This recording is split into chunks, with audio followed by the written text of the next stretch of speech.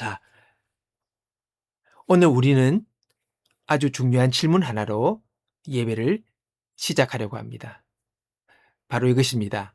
당신은 지금 하나님 앞에 어떤 모습으로 나아가고 계십니까?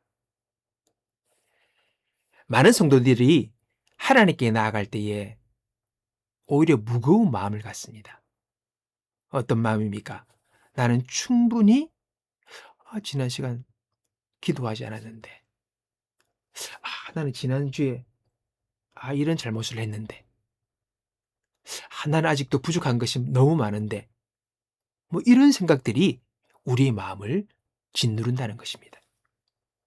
그래서 어떤 분들은 하나님께 나오기를 주저합니다. 내가 좀 더 준비되면 그때 신앙생활을 해야지. 더 열심히 해야지. 이런 식으로 미루는 것이죠. 아직은 내가 자격이 부족해. 이런 생각을 한다는 것입니다. 자, 그런데 이런 우리의 마음을 주님은 아십니다. 그러면서 오늘 우리에게 히브리서 말씀을 통하여 방향을 제시합니다. 담대히 나아오라. 담대히 나아오라. 이 헬라 원문의 이 담대히 나오라. 이 말을 그냥 단순히 용기나 배짱을 넘어서 이제는 완전한 자유함, 꺼리낌 없음, 확신에 찬 당당함, 이런 말의 뜻을 가지고 있습니다. 마치 오랫동안 기다리던 아버지에게 달려가는 어린아이의 모습처럼 아무런 꺼리낌 없이 달려가는 모습. 그게 바로 오늘 담대히 하나님께 나아오라는 성경의 말씀입니다. 오늘 이 말씀이 여러분의 마음속에 새겨질 수 있기를 바랍니다.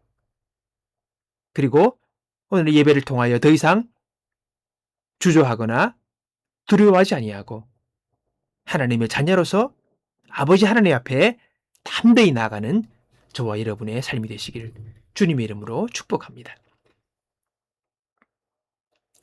먼저 우리 안에 뿌리 박혀 있는 잘못된 사고방식에 대해서 이야기하고 싶습니다. 많은 사람들이 심지어 오랫동안 신앙생활을 해오신 성도들조차도 하나님의 복과 은혜를 일종의 거래로 이해하는 경향이 있습니다.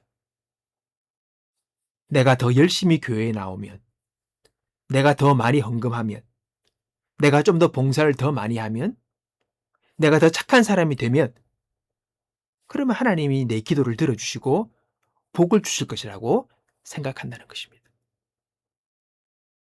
여러분, 이것은 잘못된 것입니다. 선한 삶을 살거나 열심히 헌신하는 삶 그 자체가 잘못됐다는 것이 아니라 그것은 아름다운 것이지요. 잘못된 것은 그것을 근거로 하나님께 뭔가를 요구하거나 반대로 그것이 부족할 때에 하나님께 나아가기를 포기하는 태도입니다. 바로 이것이 노예의 사고방식입니다. 또 다른 말로 하면 율법적인 사고방식입니다. 이것은 잘못된 것입니다. 로마서 11장 35절에 이렇게 묻습니다. 누가 주께 먼저 드려서 갚으심을 받겠느냐? 여러분, 우리가 먼저 하나님께 뭔가를 드려가지고 하나님을 빚진 분으로 만들 수가 없습니다. 하나님의 은혜는 우리가 벌어낼 수 있는 게 아닙니다. 처음부터 끝까지 은혜입니다. 그냥 주시는 겁니다. 여러분, 우리는 이걸 알아야 합니다. 신약시대의 성도들은 은혜로 살아갑니다. 하나님이 거둬주시는 그 은혜를 받고 살아가는 겁니다. 우리 중에 누가 하나님께 뭔가를 드려서 그것을 되갚아 살아가는 사람은 없습니다. 은혜입니다. 구원도 은혜고 우리 인생을 살아가는 것도 다 은혜입니다. 그 은혜가 우리 인생을 지배하고 있습니다. 이걸 알아야 합니다. 우리의 이 거래적인 사고방식, 이것은 우리 인생을 피곤하게 만듭니다. 그리고 우리의 신앙 자체를 어렵게 만듭니다. 항상 내가 부족한가? 내가 뭘 더 해야 되나? 이런 걸 자꾸 따지는 거예요. 자신을 자꾸 파괴됩니다. 결론은 뭡니까? 나는 충분하지 않아. 그러면서 하나님 앞에서의 당당함을 잃어버립니다. 용기도 잃어버립니다. 그러다 더 나아가서 하나님께 나아가지 못합니다. 이것은 자녀의 모습이 아닙니다. 우리는 하나님의 자녀입니다. 이건 잘못된 태도입니다.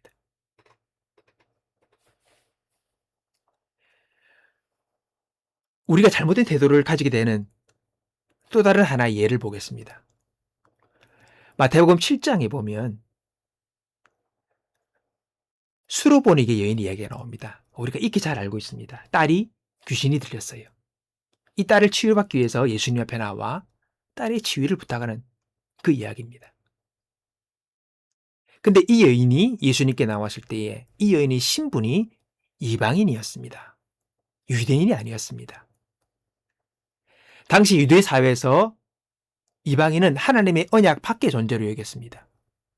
그래서 유대인들은 이방인들을 짐승으로 취급했습니다. 개돼지로 취급했습니다. 그만큼 하등하게 봤죠. 그 당시의 사회 문화였습니다. 그래서 하나님의 언약 밖의 존재였기 때문에 하나님 앞에 나올 수 있는 자격이 없는 거죠. 그래서 예수님이 처음에는 그 여인에게 이런 말씀하십니다. 자녀의 떡을 취하여서 개들에게 던짐이 마땅치 않다. 그렇게 말씀하셨습니다.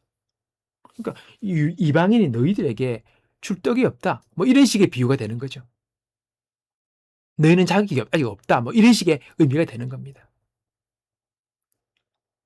근데 이 여인이 예수님의 그 말씀을 겸손하게 그냥 받아들입니다. 그러면서 뭐랍니까? 주여, 홀소이다마는 개들도 제 주인의 상에서 떨어지는 부스러기를 먹나이다. 놀라운 고백이죠, 사실. 개들도 주인의 상에서 떨어지는 부스러기를 먹지 않습니까? 그 정도는 되지 않습니까? 이렇게 자기를 낮추어서 주님 앞에 나온 거예요. 여러분, 예수님은 이 여인의 모습에 감탄하시죠. 그리고 그 여인의 딸을 치료하십니다. 근데 우린 여기서 종종 이렇게 적용을 합니다. 나도 수로보닉의 여인처럼 하나님 앞에 이렇게 낮아져야 하는구나. 나는 아무 자격이 없는 존재야. 나는 정말 개돼지와 같은 존재야. 여러분, 여기서 중요한 사실을 우리가 놓치고 있습니다. 이 여인은 예수님께 나온 시대가 언제입니까? 예수님이 아직 십자가를 지시기 전입니다. 복음의 구원 사역이 정식적으로 이루어지기 전의 사역입니다. 유대인과 이방인의 사이의 그 담이 아직도 허물어지기 전입니다. 에베소서 2장을 보면 그는 우리의 화평이신지라 둘로 하나를 만드사 원수된 것 곧 중간에 막힌 담을 자기 육체로 허시고 그렇게 선언하십니다. 예수님이 십자가 이전에는 이방인과 유대인이 엄격히 갈라졌습니다. 그러니 이 여인이 이렇게 행동할 수밖에 없는 거죠. 그 시대의 상황이었습니다. 자, 그럼 오늘 우리는 어떻습니까? 우리는 예수님이 십자가 이후의 삶을 살고 있습니다. 유대인과 이방인의 구분이 없습니다. 로마서 10장 12절 보면 유대인이나 헬라인이나 차별이 없습니다. 한 분이신 주께서 모든 사람의 주가 되사. 우리는 더 이상 담 밖의 사람이 아닙니다. 약속 밖의 사람이 아닙니다. 우리는 이방인이 아닙니다. 우리는 예수의 피로 사신받은 하나님의 가족입니다. 우리는 그분의 아들이요? 그분의 딸이었습니다. 그게 우리의 신분이고 우리의 존재입니다. 우리의 정체성입니다. 더 이상 이방인처럼 두려워할 필요가 없습니다. 그러므로 수로보닉의 여인의 이야기를 마치 우리가 항상 그 여인처럼 낮아져야만 그렇게 해서 하나님께 나가야만 된다는 그런 식의 적용은 합당치 못한 겁니다. 물론 겸손과 하나님 앞에 나가는 그 진실성, 그리고 믿음은 본받아야 되겠죠. 그러나 오늘 여러분, 우리 신부는 이방인이 아닙니다.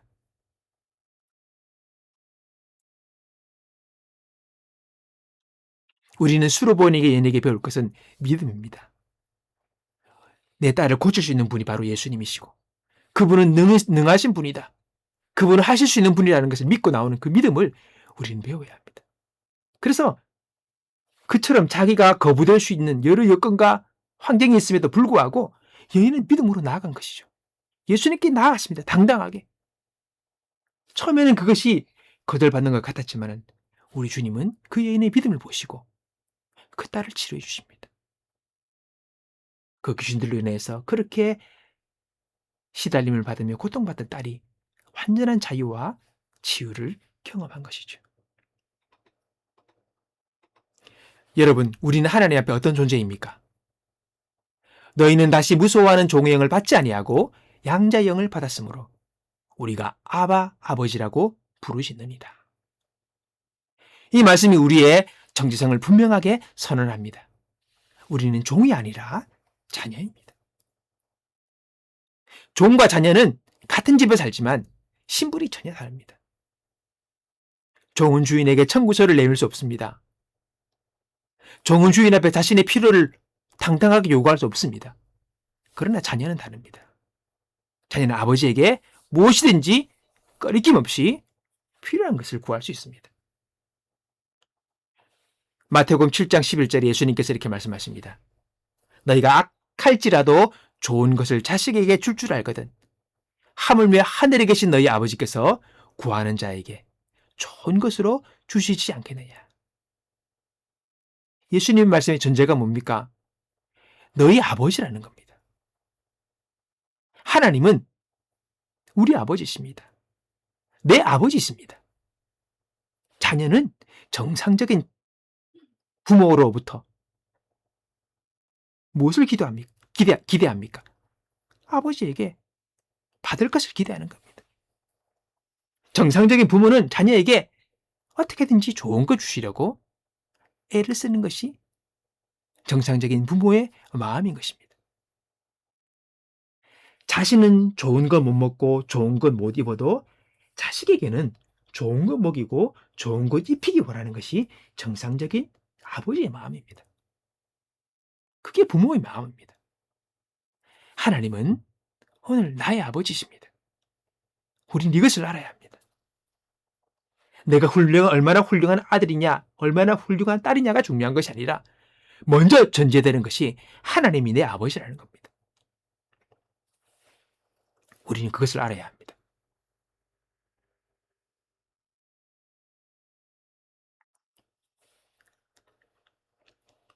아이가 아버지께 배고파서 밥 달라 합니다. 그때 아이가 먼저 생각하기를 오늘 내가 충분히 착했나? 오늘 내가 숙제 다 했나? 내가 지난주에 아빠한테 마음을 상하게 한 건 없나? 이거 다 따지고 와서 아버지에게 밥 달라는 아이가 있습니까? 그런 아이는 없습니다. 배고프면 가서 그냥 달라고 뗐습니다. 아빠 밥 줘. 엄마 밥 줘. 그게 자연스러운 겁니다. 뭔가를 계산하고 생각하고 자신을 돌아보면서 내가 엄마 마음을 상하게 한 적 있나? 아빠 마음을 상한 적 있나? 그런 걸 생각하는 어린아이는 없습니다. 오늘 하나님은요, 우리에게 요구하시는 것이 그냥 그렇게 꺼릴 거 없이 하나님 앞에 나와 구하는 자녀의 모습을 원하는 겁니다. 로마서 5장 8절에 이렇게 말씀하십니다. 우리가 아직 죄인 되었을 때에 그리스도께서 우리를 위해 죽으심으로 하나님께서 우리에게 대한 자기의 사랑을 확증하셨느니라. 하나님은 우리가 완벽해지기를 기다려서 사랑하시려 결정한 게 아니에요. 우리가 아직 죄인 되었을 때에, 우리가 방황하고 있을 때에, 가장 부족하고 보잘것없을 그때에 이미 하나님은 예수 그리스도 안에서 우리를 향하여 사랑하고 계셨음을 증명하고 계시는 겁니다. 그게 바로 하나님 아버지의 우리를 향한 그분의 마음입니다. 자, 그러면 우리의 담대함 어디서 나오는 것일까요? 오늘 여러분의 실력입니까? 여러분의 능력입니까? 여러분의 선함입니까? 여러분의 깨끗함입니까? 아니요. 그렇지 않습니다. 오늘 읽었던 말씀을 다시 한번 읽어보겠습니다. 그러므로 우리에게 큰 대제사장이 계시니 승천하시니 곧 하나님의 아들이시라. 우리가 믿는 도리를 굳게 잡을지어다. 우리에게 있는 대제사장은 우리의 연약함을 동정하지 못하실 리가 아니요. 모든 일에 우리와 똑같이 시험을 받으신 이로되 죄는 없으시니라. 그러므로 우리는 긍휼하심을 받고 때를 따라 돕는 은혜를 얻기 위하여 은혜의 보좌 앞에 담대히 나아갈 것이니라. 담대함의 근원은 바로 그러므로입니다. 그러므로. 여러분, 우리의 담대함의 이유가 뭡니까? 우리에게는요, 큰 대제사장이신 예수님이 계시기 때문입니다. 예수님은 오늘 저와 여러분의 연약함과 부족함과 이 모든 걸 다 이해하시는 분입니다. 사람이 육체의 몸을 입고 있음으로 인하여 겪게 되는 모든 연약함, 부족함, 결핍 다 아시는 분이라는 겁니다. 모르는 분이 아닙니다. 그래서 그분도 우리와 똑같은 시험을 겪으신 거예요. 내가 겪고 있는 시험, 시련, 배고픔도, 슬픔도, 거절도, 외로움도, 인간 육체가 있음으로 인해 여러 가지 일어나는 모든 유혹들도 다 그분이 경험하셨다는 겁니다. 그래서 다 아신다는 거예요. 오늘 우리의 담대함은 바로 이것입니다. 나의 자격이 아닙니다. 우리 예수님께서 이미 모든 것을 다 이루신 거예요. 우리의 그 모든 죄와 허물과 부족함을 그분이 다 아시고 그분이 다 그것을 가져가시고 그 십자가에서 모든 것을 청산하셨으므로 예수님이 십자가에 죽으시면서 마지막에 다 이루었다. 이 다 이루었다 이 말은 헬라어에 완전히 지불되었다, 빚이 다 청산되었다는 뜻입니다. 우리와 하나님 사이에 담이 되었던, 막고 있었던 그 모든 죄와 허물의 문제를 예수님이 다 가져가셔서 청산하셨으므로 더 이상 하나님과 우리 사이에 거리낌이 없도록 우리 예수님이 십자가 사역을 이루셨기에 우리는 그것을 의지하여 담대하게 하나님 앞에 나아가게 되는 겁니다.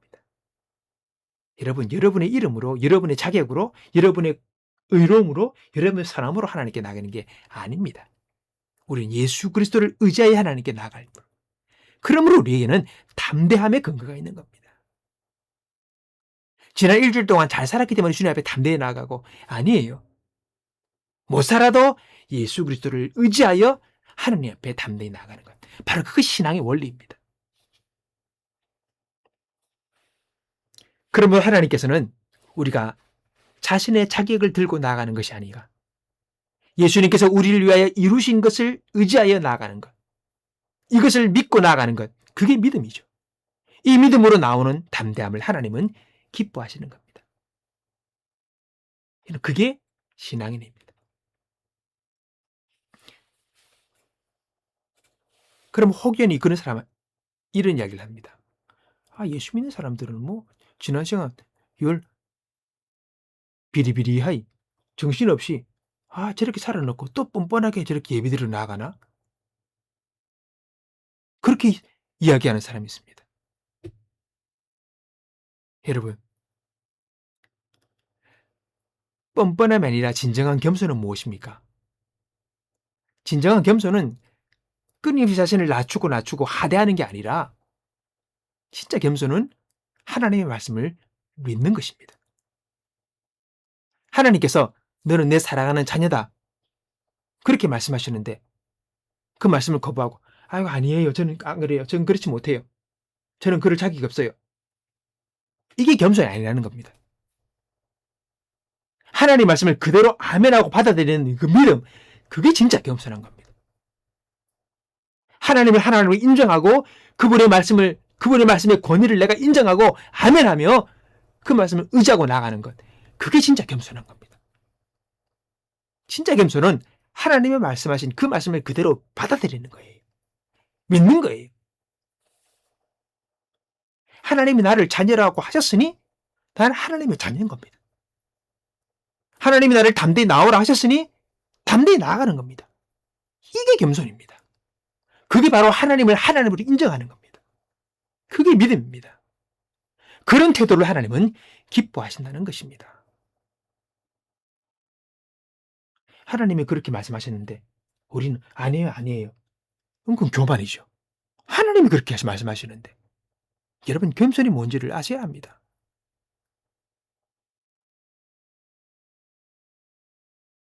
진짜 믿음이 뭔지를 아셔야 합니다. 누가복음 15장에 보면 탕자의 비유가 나옵니다.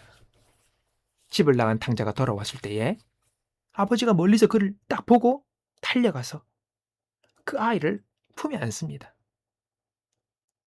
끌어안고 입을 맞추고 아이를 끌어안습니다. 집 나갔던 그 탕자를. 탕자는 부끄럽기에 나를 종으로만 여겨달라 그렇게 했지만 아버지가 뭐랍니까? 그 말씀에 대꾸도 안 합니다. 그냥 데려가서는 가장 좋은 옷 입히고 가락지를 끼우고 신을 신기고 우리 아들이 돌아왔다고 잔치를 베풉니다. 온 이웃 사람들을 다 초대합니다. 그게 아버지의 마음입니다. 그게 하나님 아버지의 마음입니다. 우린 그걸 잘 몰라요. 교회를 그렇게 오래 다니면서. 하나님 우리를 아십니다. 나를 아십니다. 그리고 그분은 우리를 당신의 아들로 딸로 이미 받아들이셨습니다. 그러므로 예수 그리스도를 통하여 우리에게 이 놀라운 구원의 은혜를 베푸신 하나님을 믿는 믿음으로 그냥 담대하게 하나님 앞에 나아가는 것. 그 모습을 하나님은 기뻐하시는 겁니다. 왜요? 그 담대함은 하나님의 말씀을 믿는다는 증거이기 때문입니다. 하나님은 나는 너를 사랑한다. 너는 나의 자녀다. 담대히 오라 하셨는데 우리가 그 말씀을 믿고 담대히 나오면 하나님은 그래 내 말을 믿었구나. 내 말을 인정했구나. 기뻐하시는 거예요. 그게 신앙의 원리입니다. 내 기분이 중요한 것이 아니고 내 감정이 중요한 것이 아니고 하나님의 말씀이 첫 번째입니다.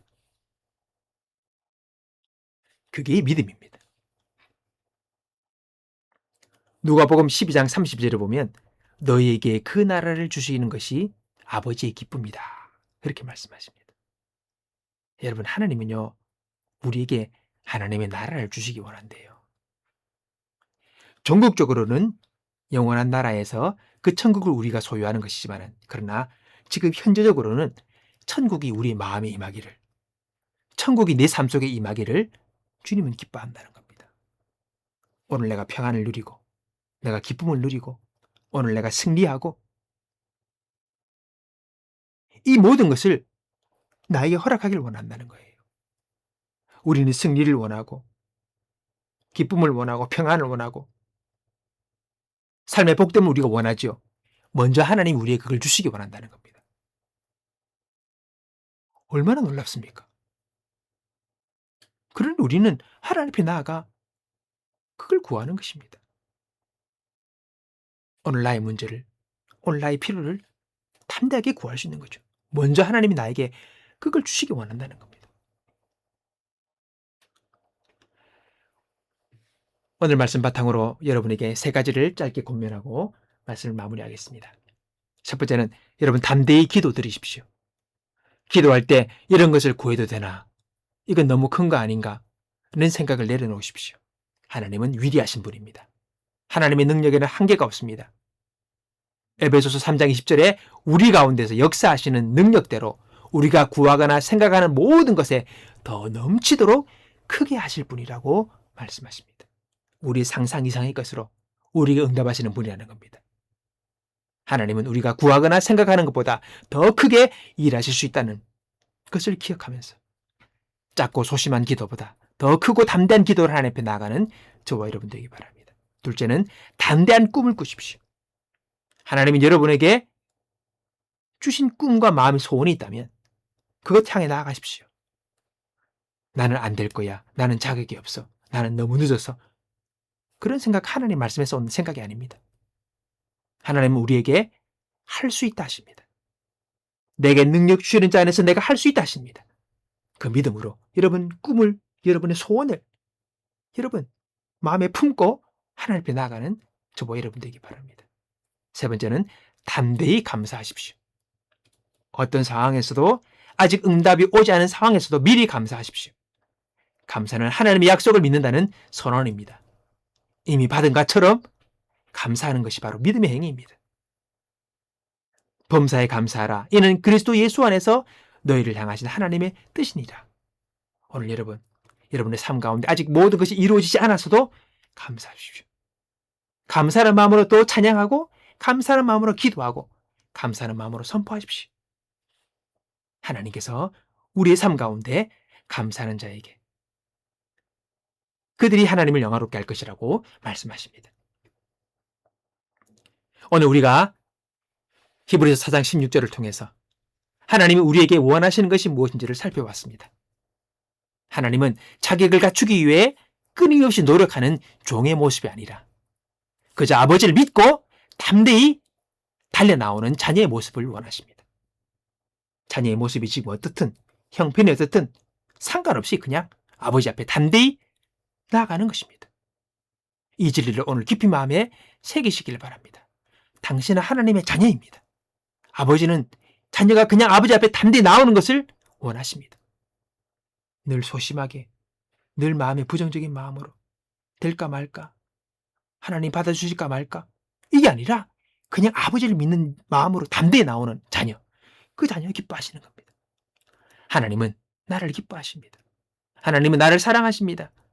하나님은 나에게 선한 것 주기를 원하십니다. 나는 더 이상 종이 아니라 하나님의 사랑하는 자녀입니다. 예수님이 이미 모든 것을 이루어 주셨기에 나는 담대히 이제 은혜의 보좌 앞에 나아갈 자격을 얻었습니다. 내 자격이 아니라 예수님의 자격을 의지하여 나가는 겁니다. 이 사실을 믿고 오늘 하루 그리고 이번 한 주 믿음으로 살아가는 저와 여러분 되기 바랍니다. 응답을 기다리는 분 더 담대히 구하십시오. 상처가 있는 분 더 담대히 치유를 구하십시오. 방향을 잃은 분은 더 담대하게 하나님의 인도를 구하시기 바랍니다. 마음의 소원과 꿈이 있는 분들은 더 담대하게 하나님께 꿈을 아뢰며 주님께 아뢰시길 바랍니다. 하나님은 오늘도 말씀하십니다. 어서 오너라 나의 사랑하는 아들아, 나의 사랑하는 딸아. 오늘 담대히 하나님 앞에 나아가는 저와 여러분 되시기를 주님의 이름으로 축복합니다.